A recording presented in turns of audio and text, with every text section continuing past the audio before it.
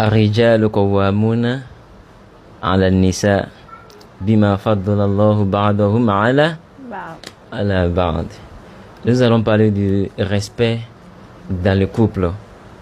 Nous avons l'habitude d'entendre certaines femmes disent aujourd'hui que le respect dans le couple, ça doit être 50-50. Si le monsieur ne me respecte pas, c'est que aussi, lui aussi, il ne mérite pas le respect. S'il veut que je le respecte, il faut qu'il me respecte en premier. Pas venir en deuxième, mais lui doit me respecter en premier d'abord. Comme ça, moi, je vais le respecter en deuxième. On va voir vis-à-vis de l'islam. Voilà. Est-ce que c'est correct comme ça? Les filles qui pensent comme ça ou les femmes qui pensent comme ça? Est-ce que c'est exactement ce que l'islam nous dit? Ou bien c'est leur logique seulement, ils ont imploré ça et puis, Inch'Allah, on va voir, Inch'Allah. Qu'est-ce que toi t'en dis de ça? Bismillah. Bon, moi, je pense qu'ils se trompent ou bien elle mélange le fait de respecter son mari et le fait que son mari le respecte avec le terme qu'on dit, le respect est réciproque. Le respect est réciproque. Tu me respectes, je te respecte. Tu ne me respectes pas, je te respecte pas. Alors, cette phrase n'est pas valable. Je dirais selon mon avis que c'est pas valable entre mari et la femme. Parce que la femme, il est obligatoire de respecter son mari. Mais le mari, c'est un choix. En tout cas, ils vont attraper ta veste. On dit ici que la femme est obligatoire de respecter l'homme.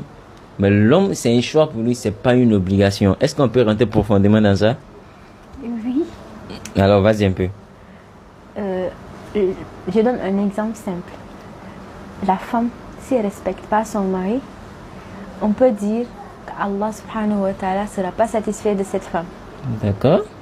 Alors que l'homme, est-ce que l'homme, il ne respecte pas sa femme? Cela veut dire qu'Allah n'est pas satisfait de lui?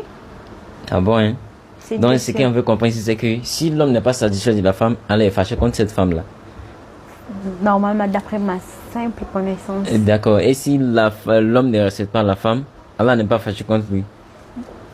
Est-ce que l'homme il est considéré comme de la même manière que les parents sont considérés pour la femme?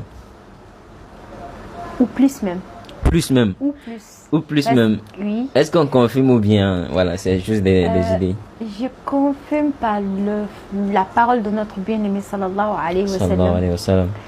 Là où il dit que si, bien, je précise, c'est si il était permis de se prosterner devant un être humain, qu'il allait ordonner aux femmes de se prosterner devant leur mari. D'accord, merci bien pour cet hadith-là. Je vais développer un peu cet hadith-là.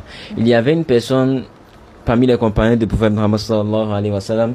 Il a voyagé pour aller dans une autre ville. Arrivé là-bas, il a vu des gens se prosterner pour saluer les rois. Les rois, des grandes personnes là-bas, et il se prosterne pour les saluer. Maintenant, lorsqu'il s'est retourné chez le prophète, en même